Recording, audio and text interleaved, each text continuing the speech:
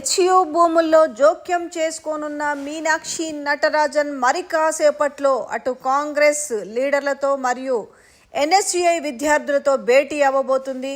Supreme court చెప్పిన విధంగా అంటే చాలా మొట్టికాయలు వేసిందని చెప్పాలి. ఈ నేపథ్యంలో 2-3 రోజుల నివేదిక ఇవ్వాలని సుప్రీంకోర్టు చెప్పిన నేపథ్యంలో దీనిపై ఎలాంటి నిర్ణయాలు తీసుకోవాలి, అంటే పాజిటివ్ నిర్ణయం తీసుకుంటే ఏ విధంగా ఉంటుంది, నెగటివ్ నిర్ణయం తీసుకుంటే ఏ విధంగా ఉంటుందన్న నేపథ్యంలో సమాలోచనలు చేసే అవకాశం ఉంది. ఒక విధంగా 400 ఎకరాల భూమి కాదు, రాజీవ్ ఇకో పార్క్ పేరుతోటి మొత్తం భూములను కొట్టేసే ప్రయత్నం జరుగుతున్న నేపథ్యంలో ఇటు రేవంత్ రెడ్డి నిర్ణయము ఇటు హెచ్యునే లేపేస్తానే ధోరణిలో ఉండడంతో దీనివల్ల తెలంగాణలో కాంగ్రెస్ పార్టీ భవిష్యత్తు ఏంటనే నేపథ్యంలో మళ్ళీ ఆమె ఏఐసిసి దూతగా ఆమె తెలంగాణలో ఈ హెచ్యు భూముల విషయంలో జోక్యం చేసుకోనున్నారు. అసలు పరిస్థితి ఏంటి, అటు ఎన్ఎస్యుఐ విద్యార్థులు అక్కడే వర్సిటీలో ఉన్న ఎన్ఎస్యుఐ విద్యార్థులు ఏం చెప్పబోతున్నారు, ఎలాంటి డెసిషన్స్ తీసుకోవాలనే విషయం పైన ఒక నిర్ణయానికి వచ్చే అవకాశం ఉంది. ఈలోగా అంటే వీళ్ళు కూడా ఒక సెంటిమెంట్ని రగిలించి కాంగ్రెస్ పార్టీలో అంటే అటు రాహుల్ గాంధీకి కూడా అంటే నెగటివ్ వార్తల్ని స్ప్రెడ్ చేసే విధంగా అంతా బీఆర్ఎస్ఏ చేస్తుంది. మేము రాజీవ్ ఇకో పార్క్ పేరిట అక్కడ భూముల్ని మేము చదును చేస్తుంటే ఈ విధమైన వార్తలను చూపించారు. మొత్తం ఇమేజెస్ అన్నీ కూడా ఏవైతే సోషల్ మీడియాలో వస్తున్న విజువల్స్ అన్నీ కూడా ఏఐ ఇమేజెసే కాబట్టి సుప్రీంకోర్టు కూడా ఈ యొక్క విజువల్స్ తోటి వాళ్ళు తప్పుడు సమాచారం వాళ్ళకి అందడం వలనే ఇలాంటి నిర్ణయం తీసుకున్నారనేసి అంటే ఏకంగా సిఎస్నే జైలుకు పంపిస్తాము, అది కూడా తాత్కాలిక జైలు ఎక్కడో కాదు అక్కడ లేక్ దగ్గర ఇప్పుడు ఏదైతే 400 కంచగచ్చిబౌలిలోని 400 ఎకరాల భూమి ఉందో అక్కడే తాత్కాలిక జైలు ఏర్పాటు చేసి సిఎస్ని జైల్లో వేస్తామన్న ఘాటు వ్యాఖ్యల్ని కూడా ఇటు సుప్రీంకోర్టు చెప్పడంతో రాహుల్ గాంధీకి వీరు మరొక రకంగా కన్వే చేసే ప్రయత్నం చేస్తున్నారు.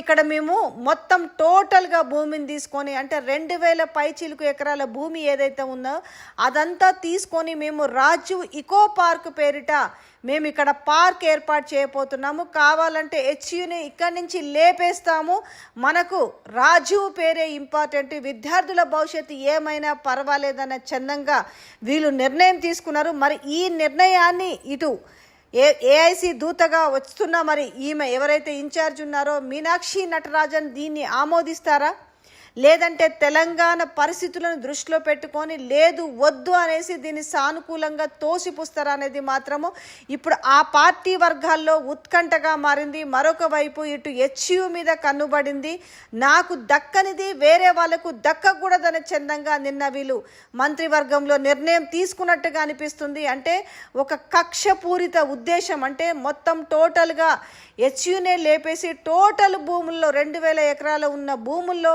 ఎకో పార్కు ఏర్పాటు చేయాలన్న ఒక ఉద్దేశం వెనక అసలు ఏం జరగబోతుంది అనేది నిన్న మొన్నటి వరకేమో దాన్ని మొత్తం కూడా టీజీఐఐసిసికి ఆల్రెడీ దాని పేరు బదలాయించి ఆల్రెడీ ఐసిఐసి బ్యాంకులో 10,000 కోట్ల రూపాయలు అప్పుగా తెచ్చుకొని ఏకంగా 40,000 కోట్లకు అమ్మాలనుకున్న ఒక చర్య ఏదైతే పులి స్టాప్ పడిందో ఆ వ్యవహారం పైన ఆయన గుర్రుగా ఉన్నట్లు తెలుస్తుంది. నాకు దక్కనిది నేను ఊరుకుంటానా, ఏకంగా హెచ్యునే లేపేస్తాననేసి ఆయన ఒక పంతం పూన్నట్టుగా అనిపిస్తుంది. మరి ఈ మీనాక్షి నటరాజన్ ఈ భూముల వ్యవహారంలో జోక్యం చేసుకుంటుంది కాబట్టి కొంత ఏమైనా పాజిటివ్ ధోరణితో ఉండే అవకాశం ఉంటుందా, ఆ భూముల్ని ఏమనకుండా అది హెచ్యుకే ఉండే విధంగా నిర్ణయం తీసుకుంటారా, లేదంటే దాంట్లో రకరకాల కొర్రీలు పెట్టి టోటల్గా 2000 ఎకరాల భూముల్ని కాజేసే ప్రయత్నం జరుగుతుందా అనేది మాత్రము ఒక ఉత్కంఠగా మారింది. ఓవరాల్గా ఇప్పుడంతా కూడా ఆమె డెసిషన్ మీదనే